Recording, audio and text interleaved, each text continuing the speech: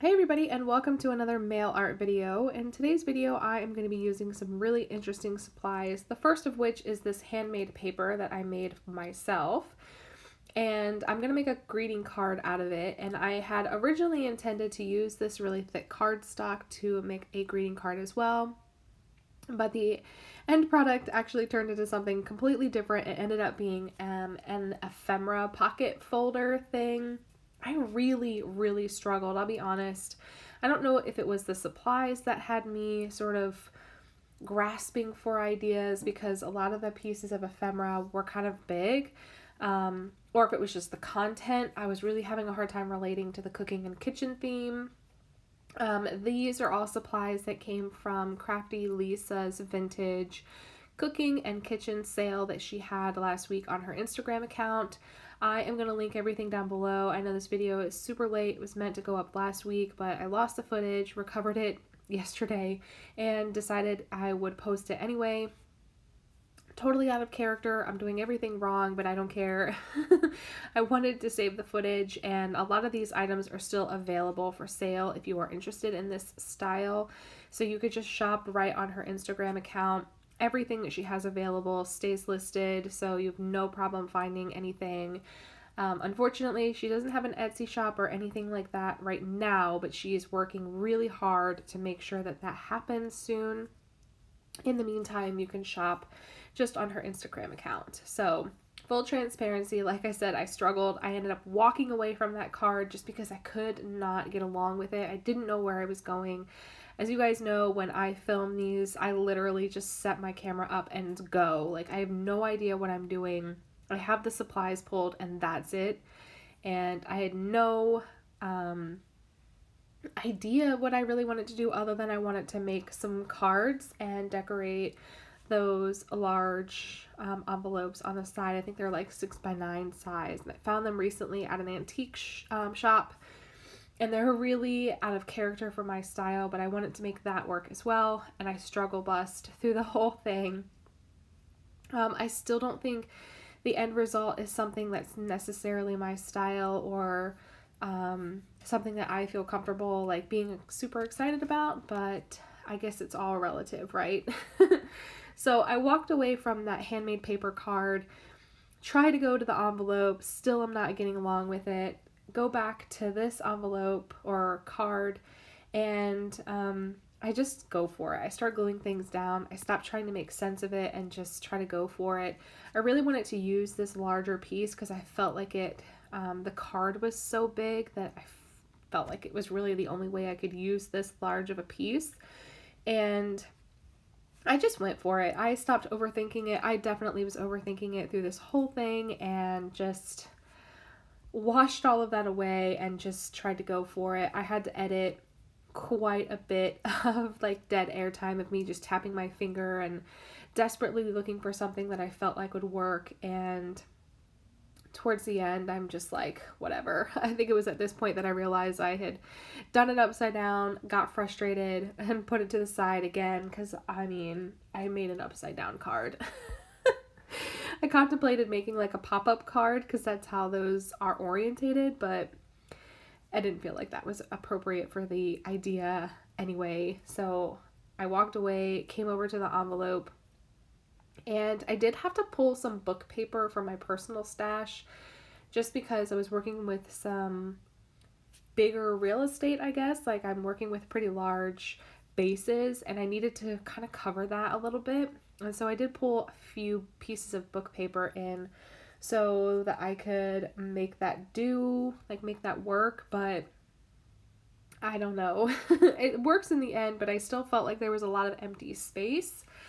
And I'm just going to chalk it up to having a really bad day, not being inspired, struggling with the size that I was trying to work with, and definitely the type of stuff I was trying to use. Like, a lot of this stuff would be really great for junk journalers, but I just don't do that, you know? Like, I like the smaller pieces of ephemera, and I love all of the stuff that Lisa sent over. I love looking at it, but when it comes to putting it down on paper, I just need more inspiration. I'm not well versed in using these bigger pieces, and Yeah, I'm trying to make it work, but I definitely struggled. So I hope that if you are using any of these supplies from Lisa's sale, that you would share that with me, because I still have a bunch of it here, and I want to continue using it. I have shared a little bit of it with some of my girlfriends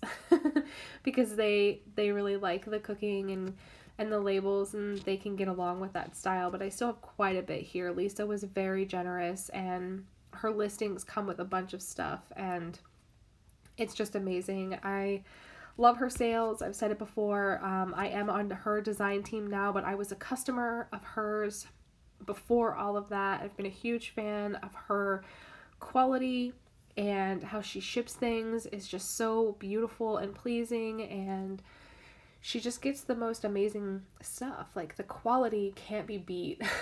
I mean, you can find old stuff pretty much anywhere, but her old stuff is like the best quality, so I just think that's really great. It's at this point that I figure I'm just going to turn all of these larger labels into pockets and just start shoving stuff in. It just made sense in the moment to sort of use the labels as pockets because they were so large and I didn't want to waste them. And I felt like it would give that wow factor when the person opened it. Like I said, I did do it backwards, but I tried to make it work. I cut this sticker. I didn't know if it was a sticker or not, but after peeling it, I realized that it was. I fussy cut around it and then just stick it straight down. I'm not trying to make that into a pocket, but I thought it would just be cute to sort of cover some space and be visually pleasing to the eye as well.